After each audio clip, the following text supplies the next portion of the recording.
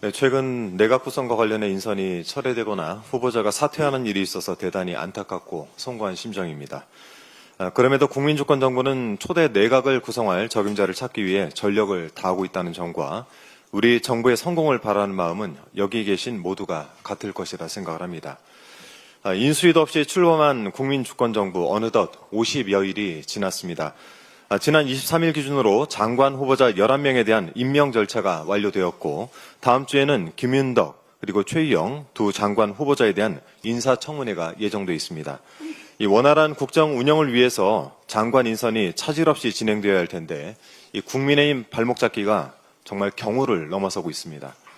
어제 국민의힘 송원석 비상대책위원장은 안규배 국방부 장관 후보자, 권오을 국가보훈부 장관 후보자, 정동영 통일부 장관 후보자에 대해서 지명 철회를 촉구하고 나섰습니다.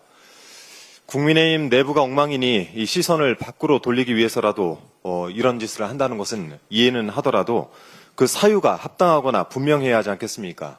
지금의 태도는 국정 발목 잡기 그 이상도 그 이하도 아닙니다. 송원석 위원장이 장관 후보자들을 두고 도무지 정상이라고 볼 수 없다라고까지 비난을 하던데요. 글쎄요, 내용을 떠나서라도 비난을 할 사람이 비난을 해야죠. 비난하는 송원석 위원장 이야기는 좀 뒤로 미루고 지난 3년 윤석열 정권의 장관들은 얼마나 정상이었는지 한번 살펴보겠습니다. 송원석 위원장 덕분에 지난 정부 인사청문회 자료들을 좀 훑어봤습니다. 면면이 주옥 같은 분들만 골라서 장관 후보자로 지명한 내란 속의 윤석열의 안목에 정말 새삼 감탄하지 않을 수가 없었습니다. 하나씩 살펴보겠습니다. 먼저 윤석열 정권의 인사에서 사적 유용은 아주 기본 소양이었습니다. 원희룡 전 국토부 장관은 제주도지사 시절에 소위 오마카세로 불리는 고급 일식집에서 1,600만 원어치 업무 추진비를 지출해서 논란을 빚었습니다. 참고로 이곳의 1인당 밥값은 점심이 7만 원, 저녁이 16만 원 정도입니다. 이인숙 방송통신위원장도 인사청문회 당시 법인카드 사적 유용에 대한 의혹이 제기됐고 현재 수사를 받고 있습니다. 법인카드로 대전 성심당에서 100여만 원어치의 빵을 사 먹고 서울 강남 자택 근처에서만 87건, 1,700만 원 가까이 결제를 한 것으로 드러났습니다. 특급 호텔 사용, 또 63빌드 고급 시당가에서도 법인카드를 사용했습니다. 먹는 것에 진심인 윤석열 정권답습니다. 재산 증식과 관련한 의혹도 가지가지입니다. 이 대표적으로 김행 여가부 장관 후보자 사례가 있는데요. 회사의 경영권을 인수하는 과정에서 회사 돈을 사용한 배임 의혹, 백지 신탁해야 하는 회사 지분을 신우이에게 매매한 주식 파킹 의혹 등 이러한 의혹이 인사청문회에서 제기됐고 급기야 후보자가 청문회 도중 도망치는 일명 김행랑 사태가 발생했습니다.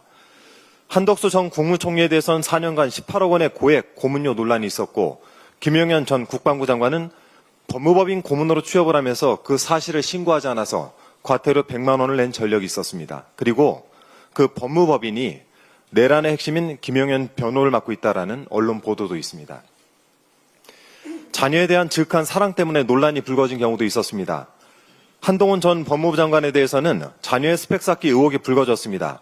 자녀가 한 논문 대회에서 금상을 수상을 했는데 이 논문에 대해서 대필 의혹이 제기됐고 또 봉사활동 내역에 미리 서명을 해놓은 2만 시간 봉사활동 의혹으로 구설에 올랐습니다. 이 건 제대로 조사를 해야 되지 않겠습니까?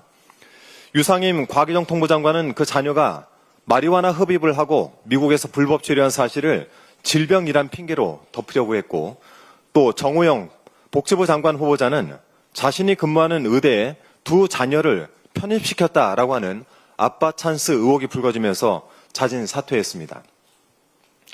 도무지 정상이라고 찾아볼 수가 없는 이런 인사들에 대해선 그때는 말 한마디 못하시더니 이런 자들을 데리고 내란을 일으킨 윤석열과 그 내란을 옹호한 정당이 어디서 이제와 정상과 비정상을 운운하고 있습니까? 더욱이 행사장에 자신이 자리가 없다라고 하면서 당직자에게 폭언을 퍼붓고 발로 걷어차서 큰 논란을 일으켰던 갑질의 대명사 송원석 비대위원장, 과연 정상과 비정상 이 단어를 입에 담을 수 있는 자격이 있습니까? 아울러 장관 후보자에서 자진 사퇴한 강선 의원에 대해서 의원직 사퇴 요구와 윤리위 제소를 이야기하시던데요. 앞서 두 분께서도 간단히 언급하셨지만 당직자를 폭행한 송원석 위원장에게 똑같은 요구를 합니다. 당장 위원장을 비롯한 의원직에서 사퇴할 것을 요구하고 자진해서 물러나지 않는다면 민주당도 송원석 위원장을 갑질 및 폭행으로 윤리위에 제소할 것을 말씀드립니다. 이러한 국민의힘 내부 성찰 처절하게 하시길 바랍니다. 극우 세력과 선을 긋고 계엄의 강을 건너 국민의 삶에 동참하시길 정말 당부드립니다. 간단하게 한 말씀만 좀 덧붙이겠습니다. 오전에 민중기 특검팀이 양평고속도로 종점 변경 관련해서 김성교 의원실에 대해서 압수수색에 들어갔다고 하죠. 제 맞은편 방이라 회의 들어오면서 보니까 기자분들께서 많이 와 계시던데요. 이 특검에 의하면 최근 의 의혹과 관련해서 국토부 직원들의 조직적인 움직임이 포착되었다고 합니다. 김의국 전 의원 도로정책과를 모아서 말을 맞췄고 국토부 내부에서 특검 대응 내부 자료를 준비해서 국장에게 보고를 하는 등 이 조직적 은폐 행위를 했다는 정황입니다. 특검은 오늘 압수수색에서 김성교 의원실에 이와 관련한 국토부의 비밀스러운 보고가 있었는지 반드시 확인을 해야 되겠습니다. 아울러서 국토부에도 경고를 합니다. 국토위원으로서 이 행위가 사실인지를 확인할 것이고 만일 사실이라면 정말 간단히 넘어가지 않겠습니다. 이상입니다.